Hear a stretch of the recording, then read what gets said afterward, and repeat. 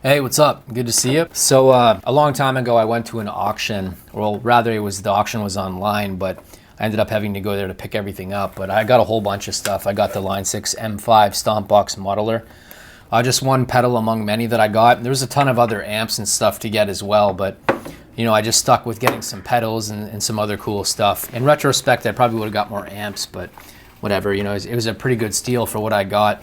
But I haven't been using the modeler that much. I've used it a little bit here and there, and I just got back into using it and just testing it out and seeing the sounds that I can get from it.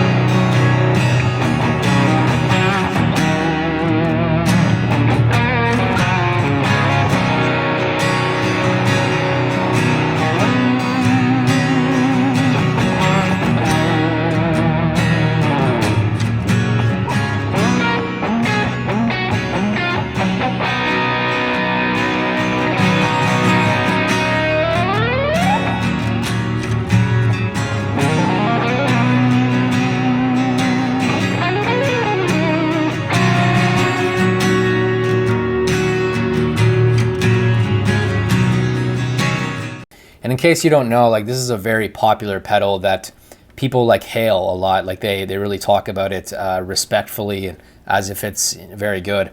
And I would say it is very good because this thing can do quite a lot. For instance, it's called the M5, I believe, because it's modeling 5 stomp boxes.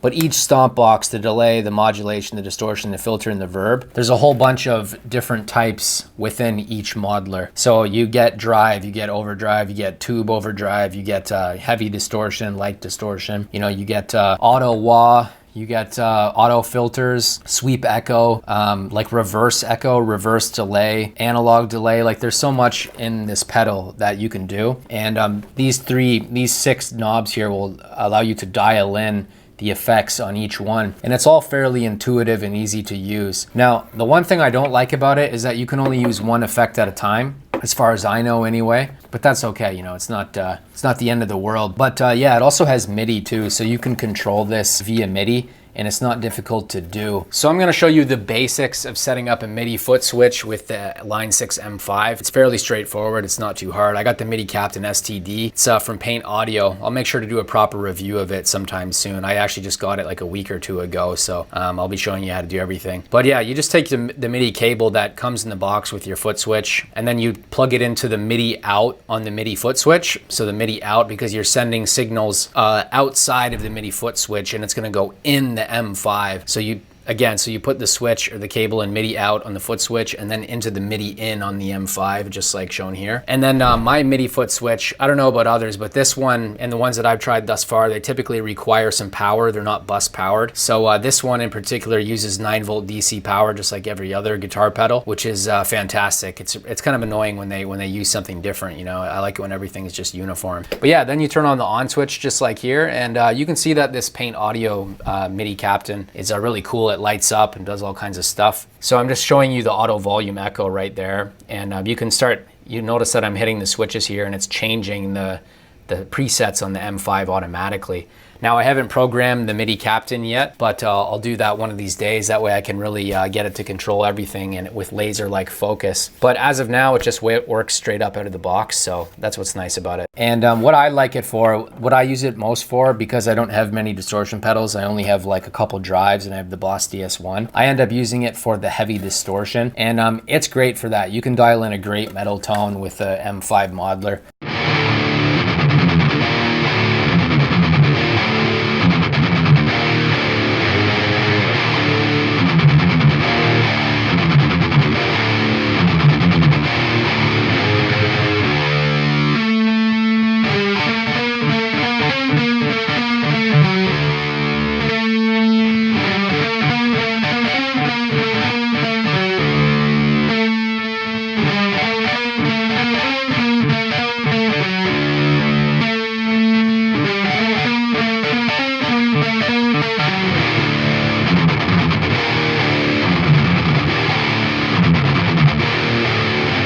By the way, if you're looking for something to practice, get my fretboard memorization cheat sheet from travelingguitarist.com/fretboard cheat sheet. What it is it's all the triads, the major and minor triads in every single key. Through the octave mapping technique and through a couple other techniques, you can actually just learn to memorize not only the notes of the fretboard, but you can also learn how to improvise in a bunch of different keys by understanding the the foundation of harmony, which is the triads, right? The foundation of chords. You can also sign up to my forum at forum.travelingguitarist.com.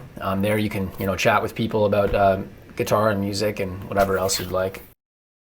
There's also compression as well on here too. I don't remember what category that falls into, but you can use compression, and there's a bunch of different compressor types like red compression and other different types. I don't remember all of them, but you can use so many different types of effects.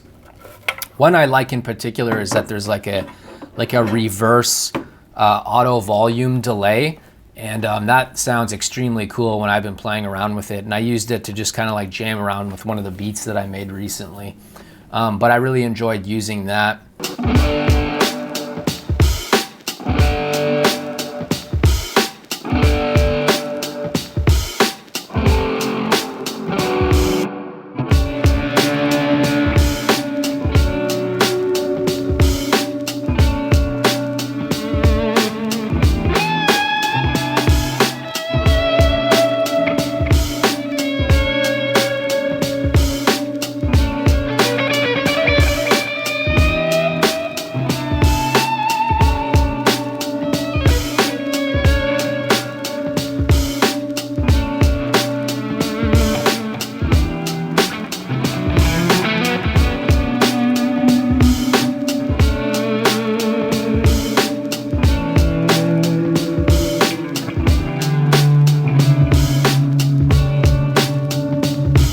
And sometimes I also just use it for delay if I don't feel like dialing in one of my other delay pedals, like my analog delay, my MXR carbon copy delay. I'll use it for delay. And I just use it for any of the delays that I don't have. For instance, like I don't have a reverse delay. On my Boss DD6, it does have reverse delay function on it.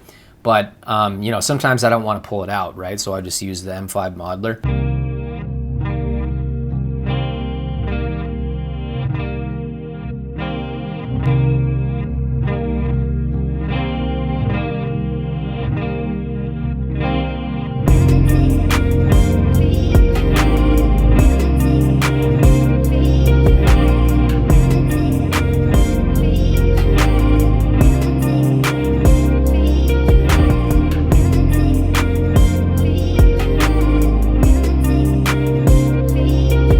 But yeah, this thing's straightforward to use. It's easy to set up. One thing I will tell you is that it does require a decent amount of power. For instance, it takes 500 milliamperes, which is quite a lot. But I mean, most 9-volt DC adapters will be able to supply that, as far as I know. I mean, maybe some of them are lower on that scale, but most will supply 500 mA. And I use the Voodoo Labs Pedal Power 3 Plus. That's what I use to power this. Works perfectly for it, no complaints at all. But yeah, this pedal is super cool. It's super cool, and I'm very glad I got it. In terms of where you set it up in your signal chain, you just treat it like the Stompbox that you're using it for in terms of the signal chain setup. So for instance, I'll often put it in my NuX Trident. I'll put it in my effects loop of my NuX Trident. That way I can insert any delay or any effect that I want to in my Trident. Works fantastic for that. But if I want to use it as a drive, I'll put it where drives will go, which is usually, somewhere between the beginning and the middle of the signal chain. Or if I want to use it as a flanger or delay, I'll put it near the end of the chain. And it also has a tuner on it. Now, pretty much every pedal nowadays will have that tuner capability. At least a lot of the processors and modelers that I have will have a tuner capability. But it's still nice to have that, right? And you can also use it for tap tempo, so you can dial in your tap tempo. So it says tap right here, right? And that's how you set that up.